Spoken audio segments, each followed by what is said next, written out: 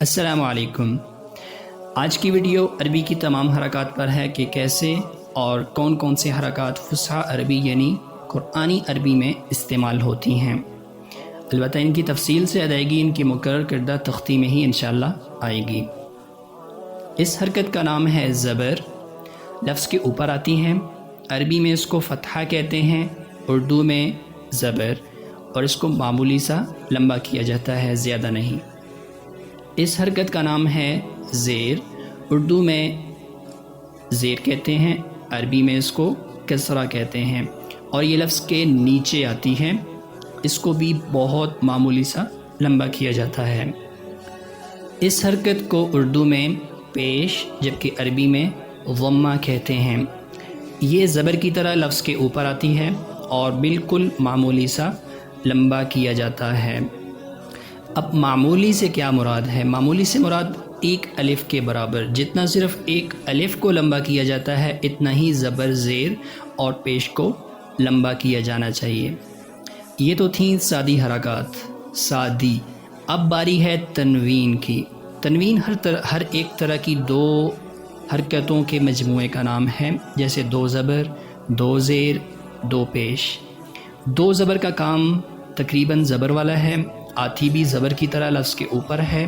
तनवीन और सादी हरकत में एक आम फ़र्क ये है कि तनवीन के आखिर में नून साकिन की आवाज़ आती है, जबकि आम हरकत में ये आवाज़ नहीं आती है। और इनमें एक यकजा बात यह है कि इनकी लंबाई, अदायगी और जगह करीब एक जैसी है। इसी तरह दोनों ज़ेर और दोनों पेश, यानी लफ्ज़ के ऊपर पेश और लफ्ज़ के नीचे ज़ेर, ये थी तनवीन। अब मद की हरकत ये हैं। सादी ज़बर को अगर इस तरह लिख दिया जाए तो कहलाती है खड़ी ज़बर उर्दू में, जबकि अरबी में इसको कहते हैं फ़तहा क़ाइम। ये भी लफ्ज़ के ऊपर आती है। अलबत्ता इसमें और सादी ज़बर में फ़र्क ये है कि खड़ी ज़बर जिस लफ्ज़ के ऊपर लिखी हो या डाल दी जाए, इसको लंबा किया जाता है दो अलिफ़ के बराबर।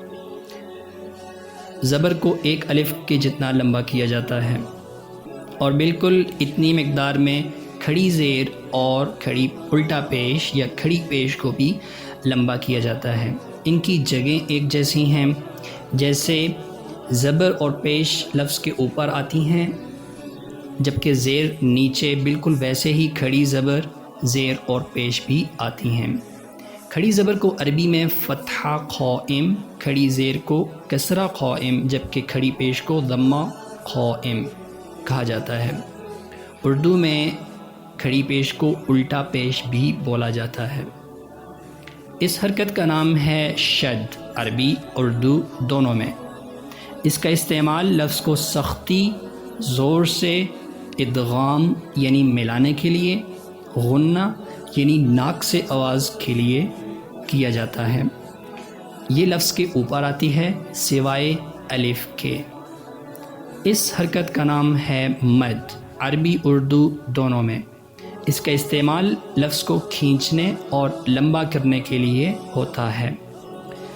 मद की अक़साम और मुख्तलिफ़ अशकाल में फ़र्क समझने के लिए इसका नाम बड़ी मद रखा गया है। ये भी लफ्ज़ के ऊपर आती है। इस हरकत का नाम भी मद है, लेकिन छोटी मद, और नाम की तरह जिस लफ्ज़ के ऊपर लिखी हो इसको कदरे कम लंबा किया जाता है बनिस्बत बड़ी मद के। ये थी लंबा करने और खींचने की हरकत। अब हैं लंबा करने के हुरूफ, जिनका नाम है हुरूफ़े मद्दा। अगर अलिफ़ से माक़बल लफ्ज़ पर ज़बर हो तो इस लफ्ज़ को लंबा किया जाता है, यानी ज़बर वाले लफ्ज़ को। बिल्कुल ऐसे ही वाव से पहले वाले लफ्ज़ पर पेश हो तो उस पेश वाले लफ्ज़ को लंबा किया जाएगा, और बिल्कुल इसी तरह या से पहले वाले लफ्ज़ के नीचे ज़ेर हो तो ज़ेर वाले लफ्ज़ को लंबा किया जाएगा। इसमें एक अहम बात समझने की ये है कि इनको लंबा कितना किया जाता है। तो इस एतबार से हुरूफ़े मद्दा और खड़ी ज़बर, ज़ेर और पेश और छोटी मद एक बराबर हैं। अलबत्ता बड़ी मद इनसे कदरे ज़्यादा लंबी की जाती है। اس حرکت کا نام ہے اخفا۔ جیسے شد والے لفظ پر غنہ ادا ہوتا ہے، اسی طرح نون ساکن کے بعد اگر اخفا والا کوئی بھی لفظ آ جائے تو وہاں اخفا ہوتا ہے۔ یہ ہمیشہ نون کے اوپر لکھی ہوتی ہے۔ اس حرکت کا نام ہے ساکن عربی میں، جبکہ اردو میں اس کو جزم بھی کہا جاتا ہے۔ اگر تو یہ حروف لین کے اوپر مطلب کہ نرم الفاظ کے اوپر آ جائے تب یہ آرام سے رکنے کے لیے استعمال ہوتی ہے، اور اگر یہ ہو باقی الفاظ پر تو تب زور سے اور قلقلہ کرنے کے لیے کر کے رکنے کے لیے استعمال ہوتی ہے۔ اس طرح کی حرکت بھی قرآن میں کافی مستعمل ہے۔